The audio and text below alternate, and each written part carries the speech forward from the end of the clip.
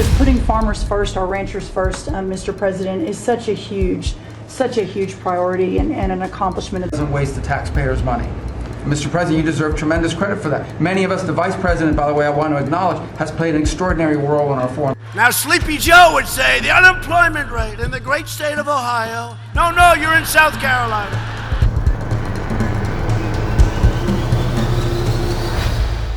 በቀድሞ የአሜሪካ ፕሬዝዳንት ጆ ባይደን ተደጋጋሚ መድረክ ላይ እንቅልፍ ሲያሾፉ የነበሩት ፕሬዝዳንት ዶናልድ ትራምፕ እሳቸውን በተራቸው በወሳኝ የካቢኔ ስብሰባ ላይ በእንቅልፍ ወዲያና ወዲህ ሲላጉ በካሜራ ተይዘዋል። በመግቢያችን ላይ ተከታተላችሁትም ከዚሁ ጋር የተያያዘውን ነው ይዘነዋል።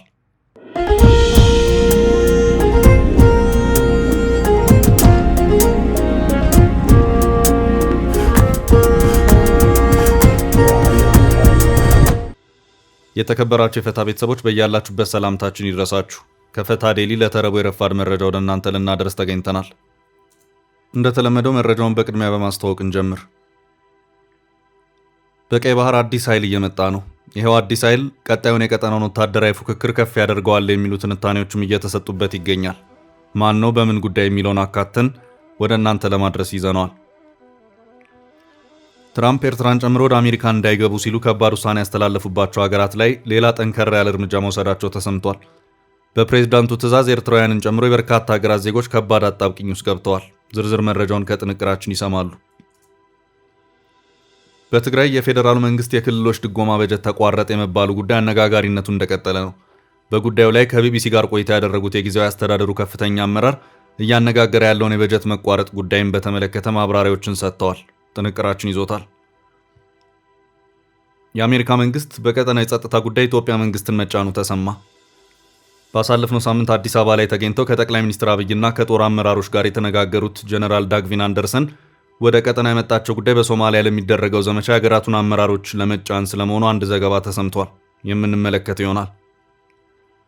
በፕሮፌሰር መረራ ጉዲና የሚመራው ኦፌኮ ከፖለቲካ ፓርቲነት ላለመሰረዝ ስል በውስን ቦታዎች ብቻ በሀገራዊ ምርጫ እወዳደራለሁ ሲል ይፋ ባደረገው አዲስ መግለጫ አመልክቷል። ኦፌኮ እወዳደርባቸዋል ያላቸውንም ቦታዎች በመግለጫው ጠቅሷል። መረጃውን እናደርሳለን። የአሜሪካ ዶላር በዓለም ደረጃ ያለው ጥንካሬ እንደ ወትሮ አይደለም። ባለፈው ሳምንት የዶላር ጥንካሬው በወሩ አነስተኛው ደረጃ ላይ መድረሱ ተዘግቦ ነበር። ይሄ ለሌሎች የዓለም ሀገራት መልካም አጋጣሚን ይዞ የመጣ መልካም ዜና ሆኗል። ክስተቱ ግን ለኢትዮጵያ ስጋት ያዋለድ እንጂ መልካም ዜና አለመሆኑ ተነግሯል። ኢትዮጵያ ብቻ ተለይታ ለምን በዚህ ስጋት ገባት? መረጃችን አጭር ዘገባ ይዟል። የቀድሞውን የአሜሪካ ፕሬዝዳንት ጆ ባይደንን ክብር ዝቅ ለማድረግ ምን ያህል ብቃት አልባ ሰው መሆናቸውንም ለማሳየት እየደጋገሙ እንቅልፋሙ ጆ ባይደን ሲሉ የነበሩት ፕሬዝዳንት ዶናልድ ትራምፕ በወሳኝ የካቢኔ ስብሰባ ላይ እሳቸውም እንቅልፋቸውን ሲያስነኩት በካሜራ እይታ ውስጥ ገብተው የበርካቶች መሳለቂያ ሆነዋል። ከዚሁ አነጋጋሪ መረጃ ጋር በተያያዘ የምናደርሳችሁ ዕለታዊ መረጃ ይኖራል። እስከ ፍጻሜው አብራችሁን ቆዩ። የምንለቃቸው ዕለታዊ ትኩስ ዜናዎች እንዲደርሷችሁ ላይክ፣ ሼር፣ ሰብስክራይብ ማድረግ እንዳትረሱ።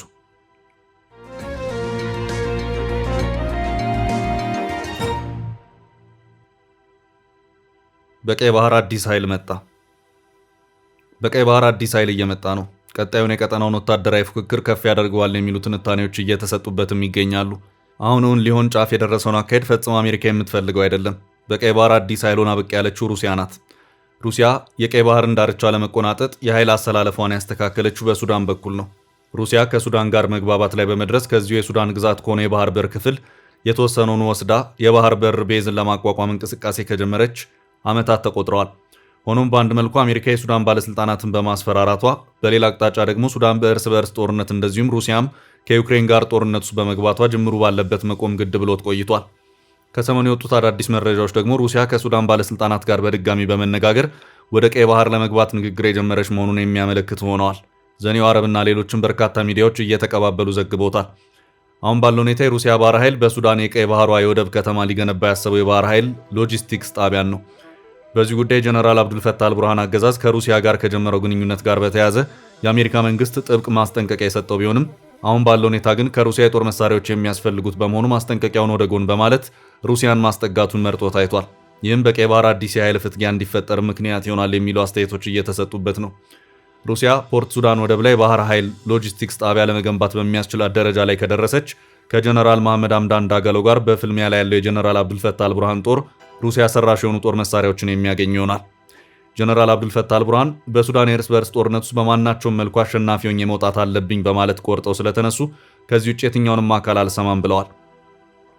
በትላንትናው ዕለት የወጡት መረጃዎች ያመለከቱት ሩሲያ በምላሹ ለሱዳን ኤስዩ-30 እና ኤስዩ-35 ተዋጊ ጀቶችን የምትሰጥ ይሆናል። ሩሲያ ፖርት ሱዳን ላይ የባህር ኃይል ሎጂስቲክስ ማዕከል ለመገንባት ጥያቄ ያቀረበችው ከበርካታ ዓመታት በፊት ቢሆንም የሱዳን ወታደራዊ መንግስት ግን በሀገሪቱ በሚካሄደው ጦርነት ሳቢያ የሁለትዮሽ ንግግሩን ላልተወሰነ ጊዜ እንዲዘገይ አድርጎት ቆይቷል። አሁን ባለው ሁኔታ በሱዳን ደቡባዊ አቅጣጫ በኮርዶፋን እና በዳርፉር ከባድ ውጊያ መካሄዱ እንደቀጠለ ነው። አልቡርሃን የመንግስታቸውን መቀመጫ ከካርቱም አንስተው ወደ ቀይ ባህሯ የወደብ ከተማ ፖርት ሱዳን ከወሰዱ ቆየት ብለዋል። ጠንከር ባለ የቀይ ባህር ፉክክር አሜሪካ ጅቡቲ ላይ ካላት ወታደራዊ ቤዝ በተጨማሪ ከሶማሊያ ተገንጣይ ሀገር ሆኛለሁ በምትለው ሶማሊላንድ የቀይ ባህር አቅጣጫ በኩል አንድ ተጨማሪ ወታደራዊ ቤዝን እያፈላለገች መሆኑን የሚያመለክቱ ዘገባዎች ከሰሞኑ ሲወጡ ከርመዋል።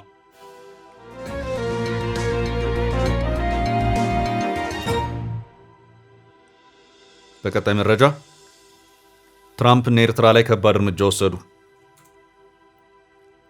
ትራምፕ ኤርትራን ጨምሮ ወደ አሜሪካ እንዳይገቡ ሲሉ ከባድ ውሳኔ ያስተላለፉባቸው ሀገራት ላይ ሌላ ጠንከር ያለ እርምጃ መውሰዳቸው ተሰምቷል። በፕሬዝዳንቱ ትዕዛዝ ኤርትራውያንን ጨምሮ የበርካታ ሀገራት ዜጎች ከባድ አጣብቂኝ ውስጥ ገብተዋል። ትራምፕ ወደ አሜሪካ እንዳይገቡ ሲሉ የእግድ ውሳኔ ባሳለፉባቸው ሀገራት ላይ ሌላ ተጨማሪ ከባድ ውሳኔን አሳልፈዋል። ኒውዮርክ ታይምስ እንደዘገበው ትራምፕ አስቀድመው የጉዞ እግድ ከጣሉባቸው ሀገራት የመጡ ዜጎች በአሜሪካ የመኖሪያ ፍቃድን ጨምሮ የዜግነት ጥያቄዎቻቸውን እንዳይታዩ ሲሉ ማገዳቸውን አመልክቷል። የኢሚግሬሽን ኃላፊዎች ከሀገራቱ የመጡ ዜጎችን የመኖሪያ ፍቃድና የዜግነት ጉዳዮች ላይ የመጨረሻውን የፍርድ ውሳኔ ከመስጠት እንዲቆጠቡና በመመልከት ላይ የሚገኟቸውን ጉዳዮች መመልከት እንዲያቆሙ በሚል ትዕዛዝ እንደተሰጣቸው ነው የተመለከተው። የትራምፕ አስተዳደር ኤርትራን ጨምሮ ከ19 ሀገራት ወደ አሜሪካ የገቡ በሁሉም ዜጎች የመኖሪያና የሥራ ፍቃድ ላይ እንደገና ምርመራ ሊያደርግ መሆኑ ከሳምንት በፊት መግለጹ አይዘነጋም። ትራምፕ ከዚህ ውሳኔያቸው አስቀድመው የአፍሪካ ቀንድ ሀገራት የሆኑትን ኤርትራና ሶማሊያን ጨምሮ የብሔራዊ ደህንነት ስጋት ናቸው ባሏቸው የበርካታ ሀገራት ዜጎች ላይ ወደ አሜሪካ የሚደረጉ ጉዞዎችን የሚከለክል ትዕዛዝ ከ6 ወራት በፊት መፈረማቸው ይታወቃል። ባለፈው ሳምንት እንዲሁ የሀገራቱን ዜጎች በተመለከተ ሌላ ጥብቅ ትዕዛዝ የተላለፈ ሲሆን የዩናይትድ ስቴትስ የዜግነትና ኢሚግሬሽን አገልግሎት ኃላፊ ጆሴፍ ኤድሎ እንዳሉት ፕሬዚዳንት ትራምፕ አሳሳቢ ከሆኑ ሀገራት የመጡ ስደተኞች በሙሉ የእያንዳንዳቸው የመኖሪያና የሥራ ፍቃድ በጥብቅ እንደገና እንዲመረምር መመሪያ መስጠታቸውን መግለጻቸው ተዘግቧል። ይህ ትዕዛዝ ከተሰጠ ከቀናት በኋላም አሁን ላይ በኢሚግሬሽን ቢሮ በመታየት ላይ የሚገኙ የሀገራቱ ዜጎችን የተመለከቱ የመኖሪያ ፍቃድ እንዲሁም የዜግነት ጥያቄን የተመለከቱ ጉዳዮች መታየት እንዲያቆሙ ፕሬዚዳንት ትራምፕ ውሳኔ አስተላልፈዋል። በተለይም ከቀናት በፊት ከዋይት ሃውስ አቅራቢያ የብሔራዊ ዘብ ጠባቂዎች በጥይት መመታታቸውን ያመለከተው ዜና ከተሰማ በኋላ ትራምፕ ስደተኞችን በተመለከተ ጥብቅ ውሳኔዎችን በማሳለፍ ላይ ይገኛሉ። በዋይት ሃውሱ ተኩስ ከአፍጋኒስታን ወደ አሜሪካ የገባ ስደተኛ ተጠያቂ መሆኑ ከተገለጸ በኋላ ፕሬዚዳንቱ ስደተኞችን በተመለከተ ጠንካራ ውሳኔዎችን በማሳለፍ ላይ ይገኛሉ። የትራምፕ አስተዳደር ትላንት ማክሰኞ እንዳስታወቀው በብሔራዊና በሕዝብ ደህንነት ላይ ያለውን ስጋት በመጥቀስ ግሪን ካርድ እና የአሜሪካ የዜግነት ሂደትን በተመለከተ ጥያቄያቸው እየታየ የሚገኘውን የ19 ሀገራት ዜጎች ጉዳይ ማስቆሙን ገልጿል። ሀገራቱ ከ6 ወራት በፊት በፕሬዝዳንቱ ፊርማ ወደ አሜሪካ እንዳይገቡ በሚል የጉዞ እግድ የተላለፈባቸው መሆኑም ተመልክቷል። ትራምፕ ለአሜሪካ ብሔራዊ ደህንነት ስጋት ናቸው በማለት ዜጎቻቸው ወደ አሜሪካ እንዳይጓዙ የከለከሏቸው ሀገራትም ኤርትራ፣ ሶማሊያ፣ ሱዳን፣ አፍጋኒስታን፣ ቻድ፣ ኮንጎ ሪፐብሊክ ወይም ብራዛቪል፣ ሄይቲ፣ ኢራን፣ ሊቢያ፣ ኢኳቶሪያል ጊኒ፣ ሚያንማር እና የመን ሲሆኑ በተጨማሪም 7 ሀገራት ከፊል የጉዞ እገዳ የተጣለባቸው ሲሆን እነዚህም ብሩንዲ፣ ኩባ፣ ላኦስ፣ ሴራሊዮን፣ ቶጎ፣ ቱርክሜኒስታን እና ቬኔዙዌላ ናቸው። በፕሬዝዳንት ዶናልድ ትራምፕ ውሳኔ መሰረት ከእነዚህ ሀገራት የመጡ ዜጎች በአሜሪካ እየታየ ያለው የኢሚግሬሽን ጉዳይ ከትላንት ማክሰኞ አንስቶ ተቋርጧል።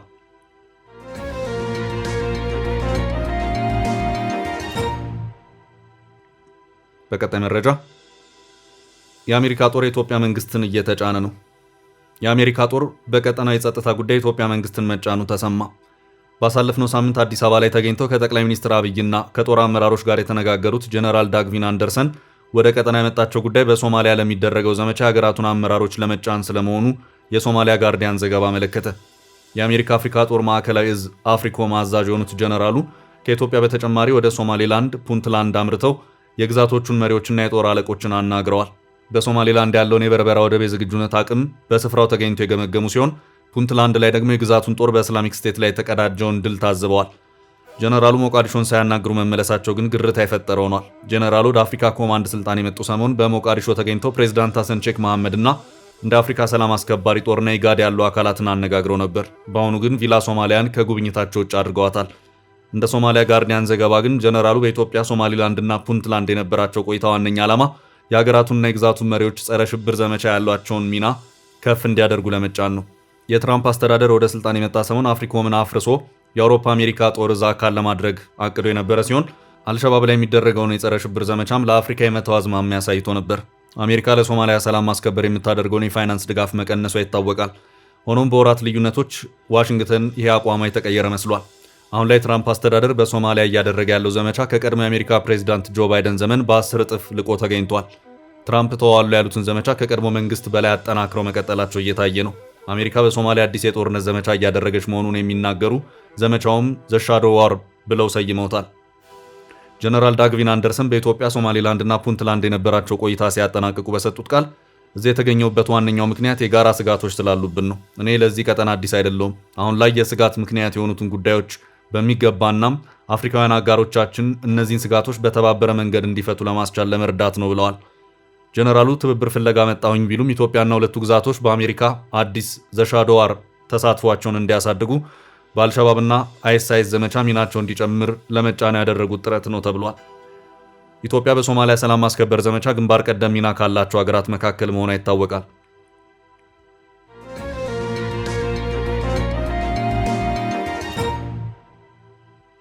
በቀጣይ መረጃ ትራምፕ በካሜራ ተያዙ። የቀድሞ የአሜሪካ ፕሬዝዳንት ጆ ባይደንን ክብር ዝቅ ለማድረግ ምን ያህል ብቃት አልባ ሰው መሆናቸውንም ለማሳየት እየደጋገሙ እንቅልፋሙ ጆ ባይደን ሲሉ የነበሩት ፕሬዝዳንት ዶናልድ ትራምፕ በወሳኝ የካቢኔ ስብሰባ ላይ እሳቸውም እንቅልፋቸውን ሲያስነኩት በካሜራ እይታ ውስጥ ገብተው የበርካቶች መሳለቂያ ሆነዋል። አንዳንዶችም ፕሬዝዳንት ዶናልድ ትራምፕ በምርጫ ውድድር ወቅት እንቅልፋሙ ጆ ባይደን ስሊፒ ጆ በማለት በቀድሞ ፕሬዝዳንት ባይደን ላይ ሲያሾፉ የነበረ መሆኑን በማስታወስ አትፍረድ ይፈረድብሃል ሲሉም ታይተዋል። ፕሬዝዳንት ዶናልድ ትራምፕ በእንቅልፍ እየተላጉና ምንም እንዳልሆኑ ለማስመሰል ሲታገሉ የታዩት የካቢኔ አባሎቻቸውን ሰብስበው በውይይት ላይ እንዳሉ ነው።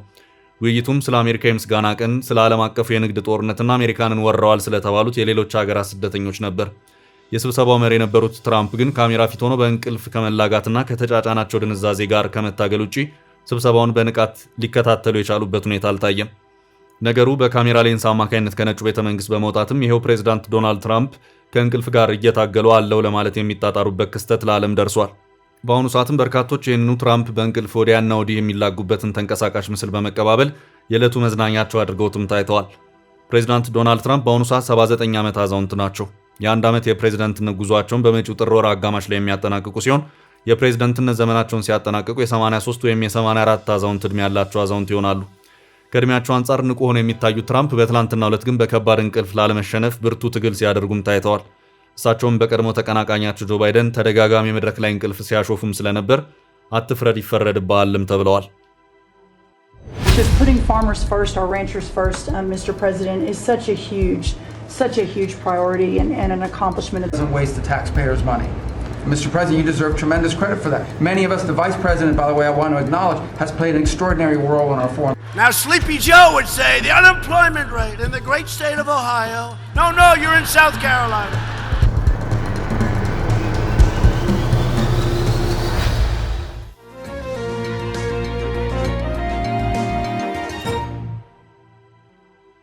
በቀጣይ ርዕስ ከትግራይ ቀረበው ጥያቄ የፌዴራል መንግስት ለክልሎች የሚሰጠው የድጎማ በጀት ለትግራይ ተቋርጧል በሚል በክልሉ ጊዜያዊ አስተዳደር ኃላፊዎች በተደጋጋሚ እየተሰማ ነው። በጉዳዩ ላይ ከቢቢሲ ጋር ቆይታ ያደረጉት የጊዜያዊ አስተዳደሩ ከፍተኛ አመራር እያነጋገረ ያለውን የድጎማ በጀት መቋረጥ ጉዳይን በተመለከተ ማብራሪያዎችን ሰጥተዋል። የትግራይ ጊዜያዊ አስተዳደር ፕሬዝዳንት ጀነራል ታደሰ ወረደ ፌዴራል መንግስቱ ላለፉት 2 ወራት የትግራይን የፌዴራል ድጎማ በጀት ይዞብናል ሲሉ መናገራቸው ይታወሳል። ፌዴራል መንግስቱ የክልሉን የፌዴራል ድጎማ ለ2 ወራት ማዘግየቱ ተቀባይነት የለውም ያሉት ጀነራል ታደሰ የድጎማው መዘግየት ጊዜያዊ አስተዳደሩ የሰራተኞቹን ደሞዝ አሟልቶ ለመክፈልና መሰረታዊ አገልግሎቶችን ለማቅረብ እንዳይችል እንዳደረገው ከአክሱም ጽዮን ማርያም ዓመታዊ በዓል በተጓዳኝ እሁድ ዕለት በአክሱም ከተማ በተደረገ ህዝባዊ ስብሰባ ላይ መናገራቸው ተዘግቧል። በዚህ ጉዳይ ተጨማሪ ማብራሪያ የሰጡት የክልሉ ፕላን ኮሚሽን ኃላፊ ወይዘሮ ሃንሳ ተክላይ ለትግራይ ክልል ከፌዴራል መንግስት በየወሩ ይላክ የነበረው በጀት ከጥቅምት ወር 2018 ዓ.ም ጀምሮ ላለፉት 2 ወራት ሙሉ በሙሉ መቆሙ ለቢቢሲ በሰጡት ቃል አመልክተዋል። ኃላፊዋ እንዳሉት ከቆመው በጀት መካከል ከጦርነቱ በኋላ በየወሩ ይከፈል የነበረው 844 ሚሊዮን ብር የካፒታል በጀት በፌዴራል መንግስት በኩል በክልሉ የሚተዳደር ይገኝበታል። ለ2018 ዓ.ም ለትግራይ ክልል ከተመደበው 18.8 ቢሊዮን ብር ውስጥ ከጥቅምት ወር ጀምሮ ምንም አይነት ክፍያ እንዳልተፈጸመ ወይዘሮ ሃንሳ ተናግረዋል። በተጨማሪም ለአዲሱ የደሞዝ ማሻሻያ ተብሎ ለመስከረም ወር የተላከው 481 ሚሊዮን ብር በነበረው ሰፊ ልዩነት ምክንያት ሳይከፈል መተላለፉን ገልጸዋል። አሁን ግን የጥቅምትም ሆነ የህዳር በጀት አልመጣም ብለዋል። በጀቱ በመቋረጡ ምክንያት በተለይም በገጠር ወረዳዎች የመንግስት አገልግሎት መቋረጥ መጀመሩን የገለጹት ወይዘሮ ሃንሳ ክልሉ የራሱን ገቢ ለመሰብሰብ እንኳን በጀት እንደሚያስፈልገው ጠቁመው በከባድ ችግር ውስጥ ነን ብለዋል። ስለ በጀት መቋረጡ ምክንያት ከፌዴራል መንግስት ገንዘብ ሚኒስቴር ለማብራሪያ ያደረግነው ጥረት አልተሳካም ሲል ቢቢሲ ዘግቧል።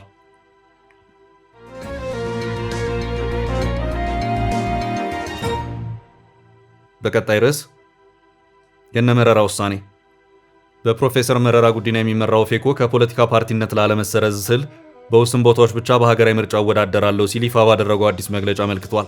ኦፌኮ እወዳደርባቸው ያላቸውንም ቦታዎች በመግለጫው ጠቅሷል። ፓርቲው ቅዳሜ ህዳር 20 ቀን 2018 ዓ.ም ባካሄደው የማዕከላዊ ኮሚቴ አስቸኳይ ስብሰባ ይህንን ውሳኔ ያሳለፈው በምርጫ ህጉ መሰረት ከምዝገባ ላለመሰረዝ ሲል ብቻ መሆኑን ገልጿል።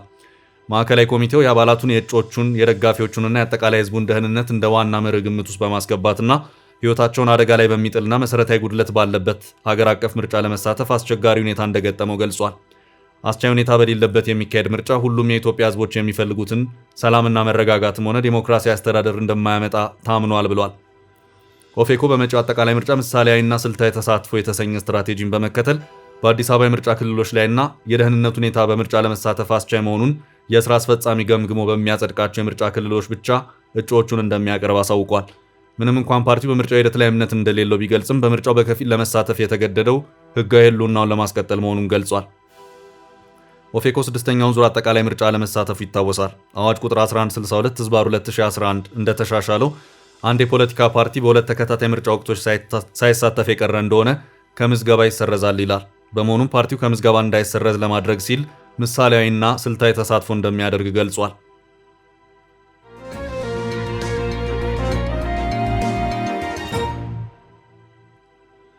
በቀጣይ ርዕስ በዓለም ገበያ የዶላር ጥንካሬ መቀነስ ለኢትዮጵያ ስጋት የሆነው ክስተት። የአሜሪካ ዶላር በዓለም ደረጃ ያለው ጥንካሬ እንደ ወትሮ አይደለም። ባለፈው ሳምንት የዶላር ጥንካሬ በወሩ አነስተኛው ደረጃ ላይ መድረሱ ተዘግቦ ነበር። ይህ ክስተት የተፈጠረው የአሜሪካ ፌዴራል ሪዘርቭ መስሪያ ቤት የወለድ መጠንን ይቀንሳል፣ ይቆርጣል የሚል እምነት ገበያ ውስጥ በመፈጠሩ ነው። አሜሪካ ኢንቨስተሮችን ለመሳብ ብላ የወሰደችው የተግባር የዶላር ጥንካሬን የቀነሰ ሆኗል። ታዲያ ዓለም ሁሉ በዚህ ደስተኛ ሲሆን፣ ይሄ ግን ለኢትዮጵያ መጥፎ ዜና መሆኑን የብር ሜትሪክስ ዘገባ አመልክቷል። የዶላር አቅም መቀነስ ለብዙ ሀገራት መልካም ዜና ሲሆን፣ ብድር የወሰዱ ሀገራት የዕዳ መጠን ከዶላር ማነስ ጋር የሚቀንስ ይሆናል። ከውጭ የሚገቡ ዕቃዎች ዋጋ ይቀንሳል፣ እንዲሁም የፋይናንስ ገበያዎች ያለባቸው ጫና ይረግባል። ይህ ግን ለኢትዮጵያ መልካም ዜና ለመሆኑ ነው የተነገረው። የዶላር አቅም መቀነስ የኢትዮጵያ ብር አቅምን የሚያጠናክር አይደለም። ይህ እውነታ ኢትዮጵያ እንደ ሌሎች ሀገራት በክስተቱ ተጠቃሚ እንድትሆን አያደርጋትም። የብር አቅም ችግር ከዶላር ጋር ብቻ ሳይሆን በዋናነት ከሀገር ውስጥ ገበያ ጋር የተሳሰረ ነው። ኢትዮጵያ ከኤክስፖርት ይልቅ አብዝታ ከውጭ መሸመቷ፣ የንግድ ሚዛን መዛባት፣ ለኤክስፖርት የሚሆን የተመጠነ ብቻ አቅምና ምርት መኖር፣ አገሪቷ ቀጠን ያለ የውጭ ምንዛሬ ክምችት ብቻ መያዟ፣ ትይዩ ገበያ የሚፈጥረው ተጽዕኖ የብር አቅም መዳከም ምክንያቶች ናቸው። ታዲያ የዶላር አቅም መቀነስ የብርን አቅም አያነሳውም። ይሄ ለኢትዮጵያ በስጋት እንጂ በመልካም ዜና የሚታይ አለመሆኑን ዘገባው አስፍሯል። ለሌሎች ሀገራት መልካም ዜና የሆነው የዶላር አቅም መቀነስ በራሱ ችግር ነው ሲሉ የሚከራከሩ አሉ። እውቁ የፋይናንስ ተንታኝ ሮበርት ኪዮሳኪ የዶላር አቅም መቀነስ የዓለም አቀፍ ኢኮኖሚ ቀውስ አመላካሽ ነው ይላል። አሁን ላይ ሰዎች ከወረቀት ገንዘብ ይልቅ እንደ ወርቅና ንብረት በመሰሉ ቁሶች ወይም አሴትስ ላይ ኢንቨስት እንዲያደርጉ መክረዋል። ውድ ቤተሰቦቻችን ለዛሬ ያዝንላችሁን ርዕሰ ጉዳዮች እዚህ ላይ ቋጨን። ላይክ፣ ሼር እና ኮሜንት በማድረግ ለቻናላችን ድጋፋችሁን መግለጽ እንዳትዘነጉ እያልን ከሌሎች መረጃዎች ጋር ደግመን እስክንገናኝ ቸር ያሰማን ስንል ተሰናበትን።